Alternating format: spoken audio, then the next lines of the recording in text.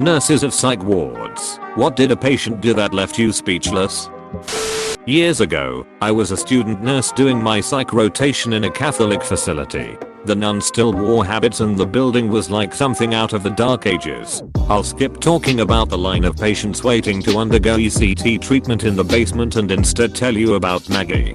She was a tragic case. She had been on lithium for years and it really kept her psychotic episodes in check until reached toxic levels and could no longer take it. One hot summer afternoon, we heard this banshee screaming coming from Maggie's room. We rushed in there to see what was going on.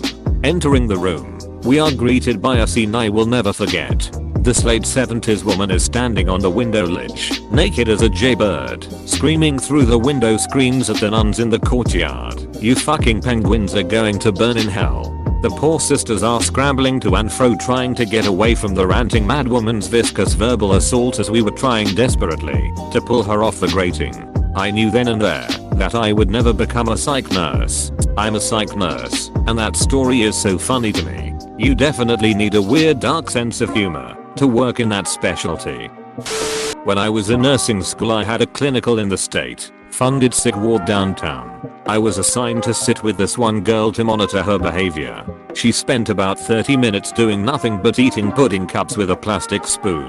She ate like 6 of them in half an hour. Then out of nowhere she very calmly licked her spoon completely clean and pulled her shirt sleeve up before shoving the entire spoon into an incision in her arm near her bicep. Then very calmly said, "Ops." The nurses that worked there didn't believe me. They kept saying I was making it up and that I couldn't have seen what I saw. Only later on, like 4 hours later, it was a 12 hours clinical, the orderly noticed the girl had some blood on her shirt. He took her into her room to change her clothes and noticed that an incision on her arm had dehisced and had been bleeding.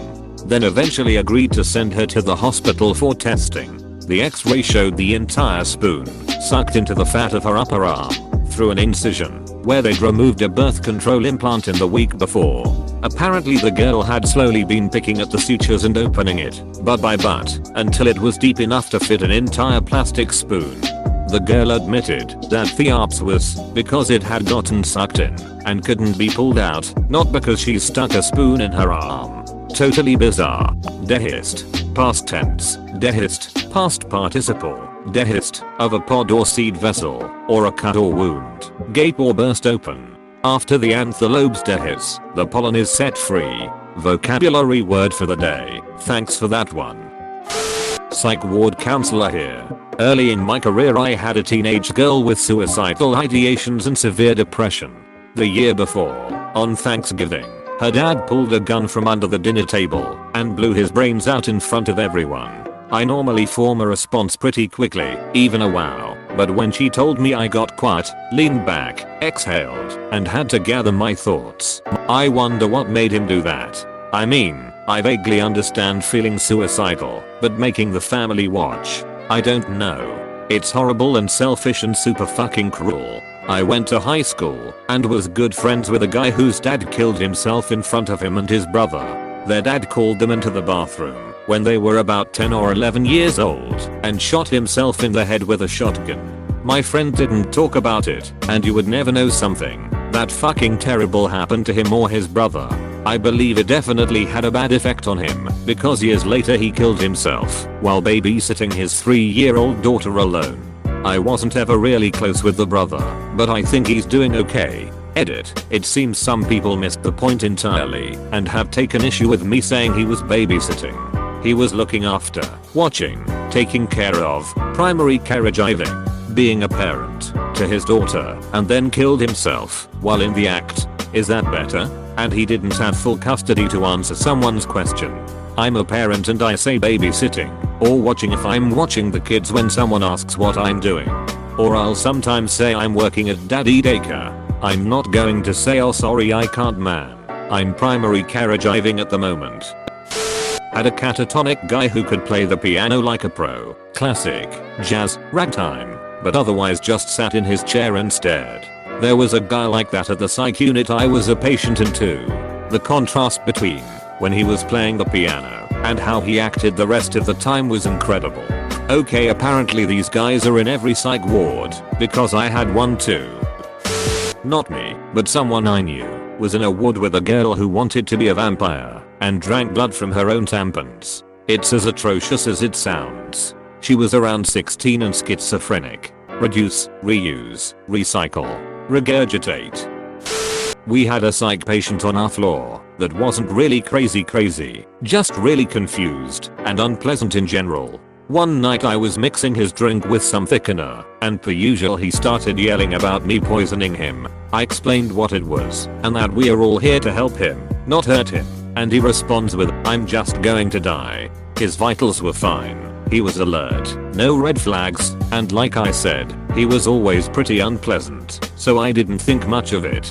Sure as shit, he coded an hour later, and we never got him back. Edit. Coded is slang for code blue, which is what they call over intercom/pages when someone stopped breathing or their heart has stopped. My man said peace out and fucking faded. The commitment of the lad.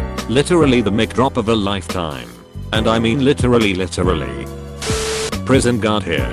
Guy cut his scrotum open to let people know he was serious. Don't know about what. Guy 2. Cut off a butt cheek, or a big part of, and threw it at me as I tried to stop him. Guy 3. Punched a wall 3 times really hard, bloody knuckles, and told me he punched the devil cause he was telling him to stab me, but in cool, so he told the devil to fuck off. Guy 4. Pretended to drown himself in a toilet, basically splashed pee on his face, and rolled around crying. Guy 5 had sex with a window air vent and was compliant yet confused when I asked him to stop. Those were the days. Hey #3 was looking out for you, man. Not a nurse, but have had several stays on psychiatric wards for bipolar. To be fair, on most occasions, I didn't enter the wards in the most rational and stable state myself, but what has tended to happen is that, even when they bring you back down to earth, you can end up staying for an extra month or 2 before they let you go. So I have spent some time on psychiatric wards completely sane, if not maybe firing on all cylinders. Anyway, I have seen a few shocking things, like a guy cutting open his wrists with broken glass and bleeding out pretty severely, but TBH, you quickly become desensitized. What tended to leave me speechless was the abruptness of certain behavior and its total incongruence with facial expressions, etc. For example, sitting watching a TV when a 5'tall 7-stone woman calmly walks over, suddenly lifts the TV up and throws it into the wall with great force, smashing it to bits, and then calmly sits back down in an armchair declaring that the TV was ruining her painting. She wasn't painting by making the armchair give her an orgasm. She never even raised her voice.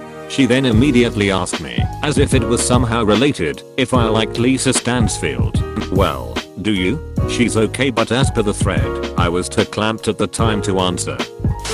Not a nurse, pharmacist. Had one of our clozapine patients miss a monthly meeting to discuss their medication. Called around, found out she was in the ICU having eaten 2 of her own fingers, then visited her mother for coffee, still bleeding. Had a friend tell me of another patient, made a cut in his thigh and reopened it regularly until the whole thing was a scar tissue cavern, by some miracle avoiding infection. Started using his meat pocket to hold pens and coins and anything he could collect in his ward. Nobody knew until a paperclip pierced the side and he finally wound up with an infection that took him to ICU, where they found his stash. Meat pocket. Jesus, dude. Yeah, I don't think I'll bother reading any further down the thread. This might not fit perfect, but I love this story. How about in an inpatient addiction clinic? The first one that comes to mind was something I witnessed between a patient and another floor tech. We had a man who was in serious detox, drug if choice was meth. He was throwing a huge tantrum, not uncommon in DTs. People will do just about anything to get a fix. We weren't a locked facility, so it wasn't like he was stuck there. He genuinely wanted help, that's why he stuck around, and we were there to listen and help him through the shakes, hallucinations, and other symptoms. He was slamming his fists on the desk at this point, and he had started just yelling, "I just want some fucking ice." Slang for crystal meth. Well, the tech with me was inexperienced, although much older than me, and while I talked to him and tried to calm him down, she went back to our staff kitchen and got him a glass of ice, like frozen water. She brought it out to him and put it in his hand like problem solved, and the guys just froze with confusion, staring at it. The patient and I both realized at the same time she thought he wanted ice, and we just started at each other and started laughing. He was in for a rough couple of days, but I've never seen someone jump from near psychotic episode to giggling so fast. That made me laugh. Here, take my upvote. Thank you for watching. If you enjoyed this video, don't forget to like, subscribe, and click that notification bell so that you can see when I upload new daily content. Goodbye.